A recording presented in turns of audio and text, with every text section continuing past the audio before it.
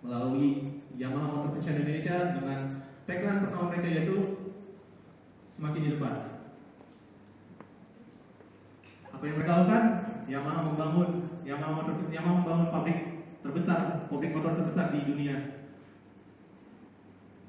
dengan nilai 70 juta US dollar, kapasitas produksi 3.500 motor per harinya, dan ini letaknya di Karawang. Kemudian untuk mendukung filosofi kando pertama mereka mengeluarkan konsep 3S, Sales, Service, Spare Part untuk distribusi lain mereka. Ini menjadi akhir dari proses produksi mereka. Apa produk-produk mereka? Nggak tahu. Fiction, Disport, Zeo, dan yang paling terpopuler saat ini mungkin Nio. Siapa kompetitor mereka? Kita tahu ada Honda, ada Suzuki, Kawasaki, KTM, pabrikan-pabrikan Cina, dan siapa kompetitor terkuat mereka? Kita lakukan persentuhan mapping dengan dua faktor utama yaitu kualitas dan persepsi, dan didapat bahwa kompetitor terkuat dari Yamaha adalah Honda, beda tipis. Dan ini sejalan dengan hasil dari penjualan motor di Indonesia sepanjang 2006 sampai 2009 dengan menempatkan Honda sebagai market leader berada tipis di atas Yamaha.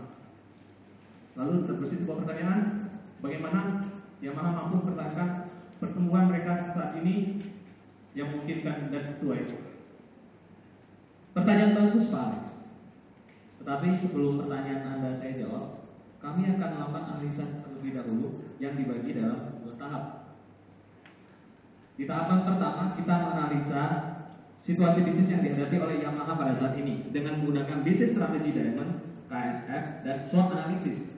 Kemudian dari hasil analisis di tahapan pertama kita akan mencoba menganalisis dan akhirnya nanti memberikan usulan strategi buat Yamaha ke depan dengan menggunakan TOWS Matrix, corporate strategi, dan yang terakhir portfolio analisis. Kami akan mulai di tahapan pertama, bisnis strategi Diamond. Ternyata dari hasil analisis kami melihat bahwa Yamaha bermain di arena 13.000 pulau di seluruh pelosok Indonesia, mencakup wilayah Jawa, Bali, dan Jabodetabek dengan menggunakan vehicles, service culture yang berfilosofi pada kando, penggunaan teknologi yang bersifat inovatif, dan penggunaan dealer dan subdealer. Sebagai diferensiatornya, Yamaha memposisikan dirinya sebagai perusahaan yang produksi produk yang berjiwa muda dan sporty. Yang pasti hal itu dilakukan dalam perencanaan tahap jangka panjang secara intensif dan agresif dengan objektif menghasilkan yang namanya market share,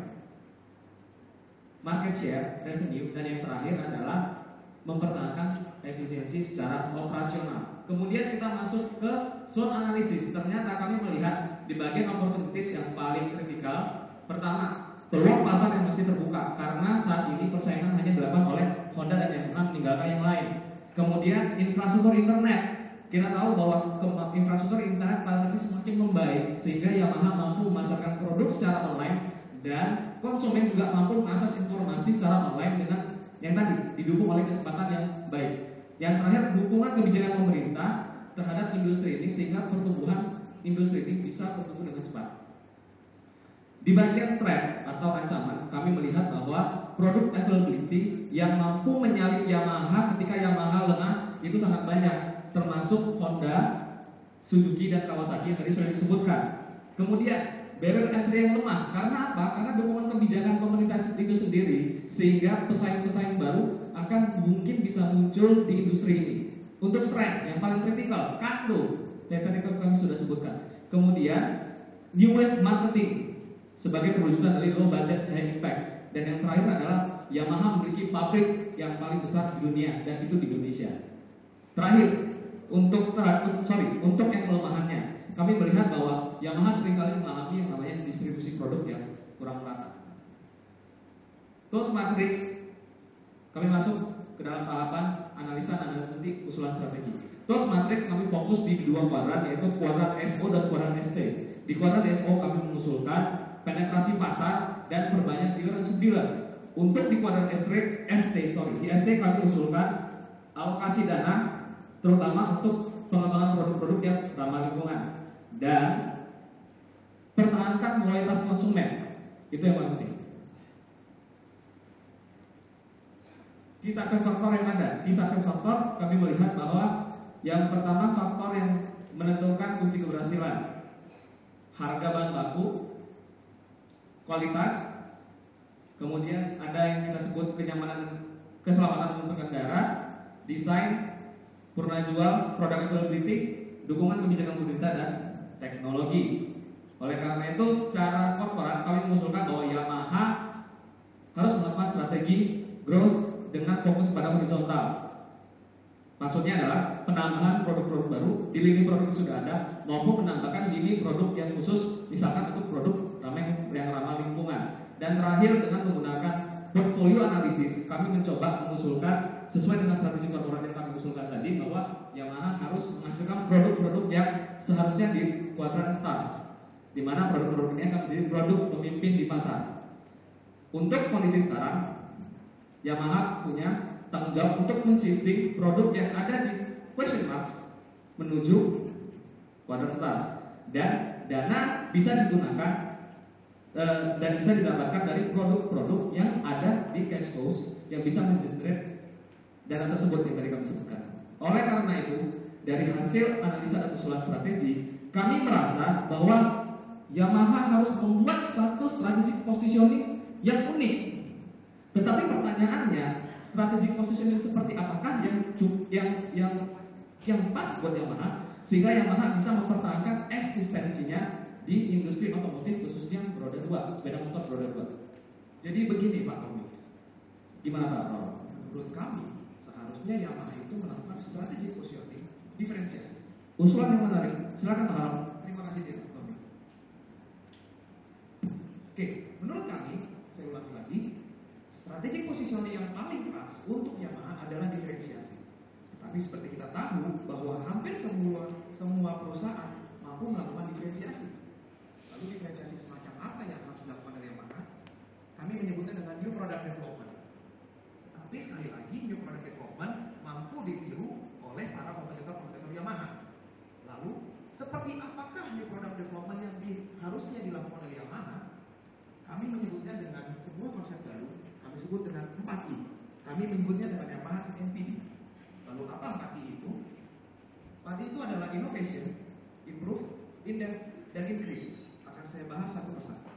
Innovation, kami menyebutnya dengan innovation your think and act, yang berarti Yamaha harus mampu mengaplikasikan inovasi baik dari sisi konseptual maupun dari sisi implementasi dari setiap kegiatan Yamaha. Lalu yang kedua adalah improve. Kami menyebutnya dengan improve your market research, yang berarti setiap kegiatan Yamaha dalam menelurkan produk-produk terbaru, mereka harus tahu apa yang masyarakat butuhkan pada saat ini dan juga pada saat yang akan datang, sehingga pada saatnya Yamaha bisa memberikan produk-produk yang terbaik kepada masyarakat. Lalu yang ketiga, in-depth. Kami menyebutnya dengan in-depth your technology, yang berarti bahwa Yamaha harus bisa memaksimalkan seluruh utilisasi teknologi-teknologi yang ada dan mampu menseleksi apa? Menseleksi teknologi-teknologi yang akan dideliver kepada masyarakat sehingga teknologi itu menjadi teknologi yang tepat guna kepada masyarakat. Lalu yang terakhir adalah increase. Kami menyebutnya dengan increase and strengthen your community. Seperti kita tahu bahwa teknik-teknik marketing sekarang yang menggunakan kegiatan komunitas-komunitas itu sedang menjamur. Maka kami juga menyarankan kepada Yamaha untuk mengincrease dan juga mengstrengthen komunitas-komunitas yang ada.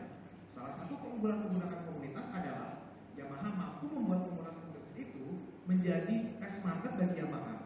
Jadi ketika Yamaha melakukan sebuah produk development baru, mereka bisa melakukannya itu kepada komunitasnya, menjadikan mereka test market, dan komunitas itu akan memberikan insight yang bagus, insight yang fresh kepada Yamaha, agar Yamaha bisa berinvestasi ke depannya lagi. Lalu setelah kita mengetahui konsep 4I yang ada, kami akan menjalankannya dengan 2 functional strategi, yaitu dengan 1 marketing strategi dan yang kedua nanti research and development strategi. Pada sisi marketing strategi, kami akan bahas dalam 4 tahap.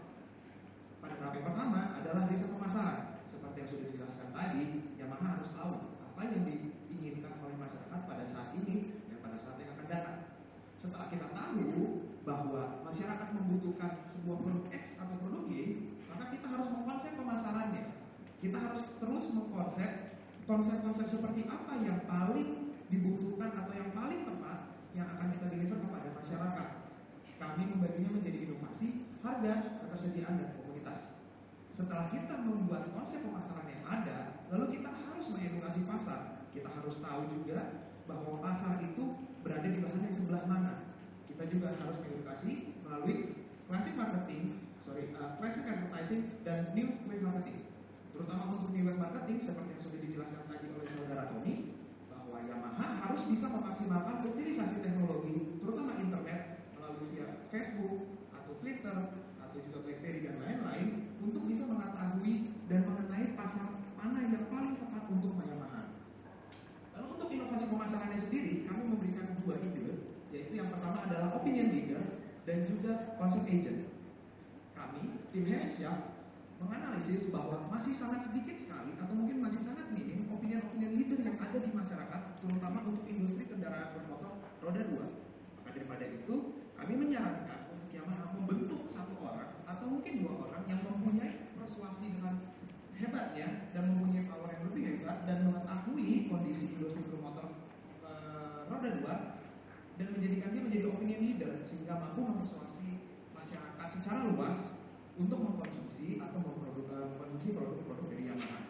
Seiring dengan kondisi atau opinion leader tersebut, kami juga menyusunkan konsep agent yang berarti dia bergerak di level-level yang lebih kecil dan mempunyai tingkat persuasi yang lebih halus lagi untuk bisa mempengaruhi lingkungan-lingkungan yang ada di sekitarnya untuk mengkonsumsi produk-produk Yamaha. Lalu dari riset dan development strategi, kami berbasiskan kepada teknologi leadership yang berbasiskan juga kepada ramah lingkungan. Kami menyarankan kepada Yamaha untuk membuat sebuah produk motor ramah lingkungan. Tetapi tidak hanya itu saja, secara servis Yamaha pun harus bisa mengimplementasikan sebuah konsep yang ramah lingkungan. Kami menyebutnya dengan paperless design dan juga menggunakan SAP sebagai salah satu tools untuk menggunakan itu dengan tujuan menjadi perusahaan yang ramah lingkungan juga. Lalu kita kembali ke kesimpulan, maaf. Kami menyarankan kepada Yamaha untuk kembali lagi berpulang kepada karbon dengan menggunakan lini depan yaitu 3S seperti yang sudah dijelaskan oleh saudara Alex. Tetapi kami melihat ada sedikit jeda antara karbon dengan 3S, maka kami menyusunkan konsep 4I di tengah-tengahnya untuk menjembatani antara konsep karbon dengan konsep 3S. Dan apabila Yamaha mampu menjalankan ini dengan baik, maka kami berharap Yamaha akan mencapai economic logic yang sudah dijelaskan oleh saudara Tommy sebelumnya, yaitu meningkatkan pendapatan, meningkatkan market share, dan juga efisiensi operasional. Oke, lalu mungkin dari beberapa dari Anda akan sedikit bingung kenapa kami memberikan slide kosong ini. Kami ingin menekankan bahwa inilah momen yang paling tepat kepada Yamaha untuk berubah ke arah yang baru menggunakan konsep 4I yang sudah kami jelaskan tadi.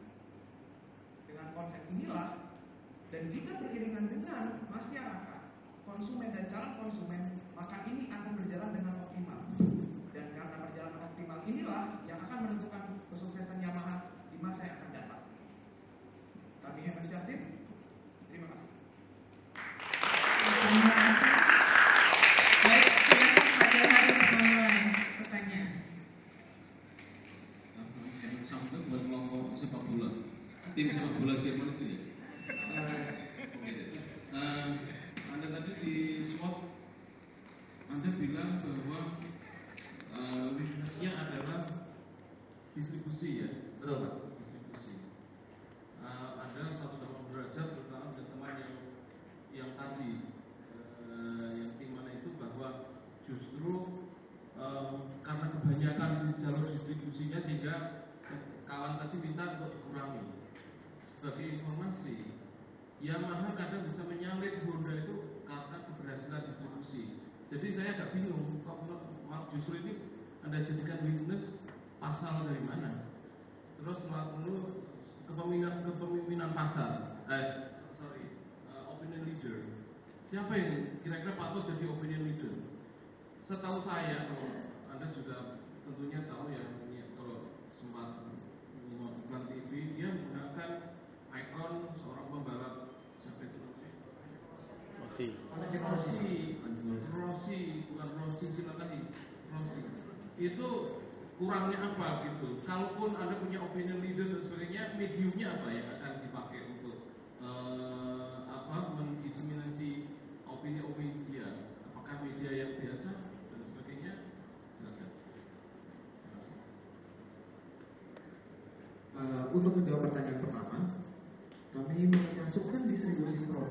sisi weakness, karena kami sempat melakukan beberapa research, terutama kepada dealer-dealer Yamaha, dan mereka mengatakan bahwa case sample seperti ini. Setiap bulan Yamaha itu dapat inden misalnya 100 motor per minggu. Rupanya Yamaha mengirimkan itu 100 motor per bulan. Lalu dia mengirimkan 25 per minggu pertama, 25 per minggu kedua, 25 minggu ketiga, dan 25 minggu keempat. Tapi pada saat yang bersamaan di lapangan ternyata terjadi penumpukan di salah satu minggu, sehingga itu mengakibatkan inden yang cukup lama kepada konsumen. Dan itu kami melihat bahwa itu merupakan kesempatan untuk kompetitornya untuk menyalip Yamaha. Karena misalnya seperti ini, untuk apa Anda mendapatkan motor Yamaha kalau barangnya tidak tersedia? Lebih baik Anda memilih motor kami yang barangnya jelas-jelas Anda DP sekarang, sudah ada tersedia sekarang. Itulah alasannya kenapa kami memilih weakness, yaitu distribusi produk. Oke, untuk itu jawabannya tadi distribusi produk ya. Untuk yang opinion leader saya akan coba jawab. Tadi Bapak tanya mengenai media. Media kalau kami dari sisi kami melihat, media bisa digunakan adalah iklan yang pertama. Terus seperti Valentino Rossi ya, dia juga Yamaha juga menggunakan iklan. Mungkin yang menjadi pokok yang kami cari adalah sosok pembalap nasional Indonesia, terutama di bidang terutama di balap motor yang bisa menjadi opinion leader. Itu yang pertama. Yang kedua, kami juga bisa mengusulkan menggunakan sosok artis sebagai opinion leader juga. Jadi mungkin ada artis yang dia hobi dengan produk sepeda motor, mungkin bisa digunakan juga sebagai opinion leader untuk produk-produk Yamaha. Opinion leader. Soalnya dia muatannya yang dibawa tadi Pak, yang tadi konsep pemasaran tadi. Di konsep pemasaran kita sebutkan ada 4 hal, yaitu inovasi, price, dan komunitas dan semacam. Dia bawa itu, dia fokus untuk bawa itu. Baik, maaf Pak Dian belum yang tadi mengatakan. Silakan Pak Dian. Saya itu baru baca. Baik, emang sekap luar biasa ya. Dan Ya, presentasinya saya lihat cukup bagus. Cuma data pendukungnya yang saya lihat ini banyaknya kreativitas saja. Dan comot strategi, pasang-pasang, cocok-cocokin. Nah, data-data pendukungnya karena pemilihan itu seperti tadi semua pihak betul mau jadi inovator itu pasti. Tapi untuk sampainya itu nggak gampang gitu. Karena untuk mendapatkan 1 I saja itu luar biasa. Seperti Apple aja berdasarkan inovasi saja sudah bisa menang. Apalagi ada 4 I dari Anda luar biasa, pasti menang kan gitu. Tetapi data-data pendukung itu kan untuk melakukan setiap usulan tentu harus menganalisa lebih mendalam resources yang ada, competition yang ada, mampu nggak dan sebagainya kan. Nah saya lihat data analisis ini kurang ada data survei atau kuantitatif pendukungnya, semua ide gitu sifatnya. Tapi oke, banyak kreatif yang cukup bagus. Dan kedua, ini pertanyaan saya, kalau dari tim Anda dari video ekonominya Bapak tadi ya, lebih pentingkan market share atau menangkap sisi kuantiti atau ukuran lain, trend center atau apa yang Anda usulkan?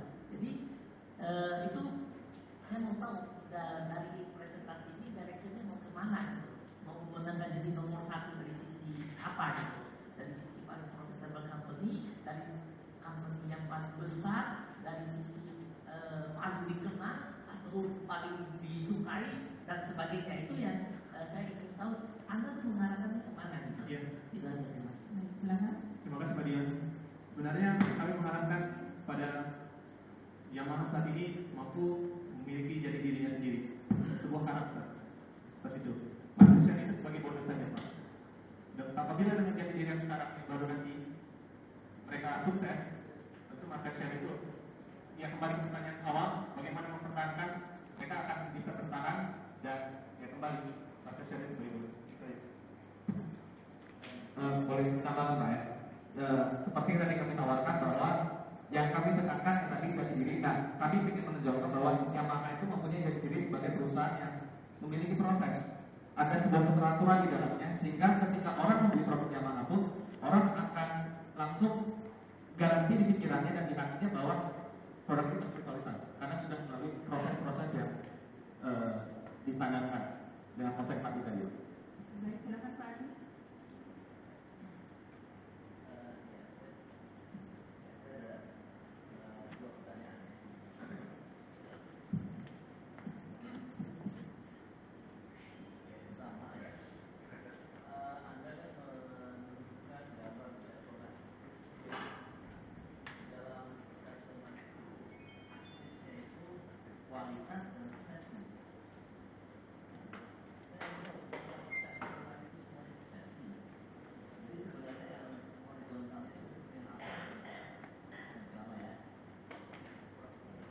kurang kedengaran. Kalau saya langsung malah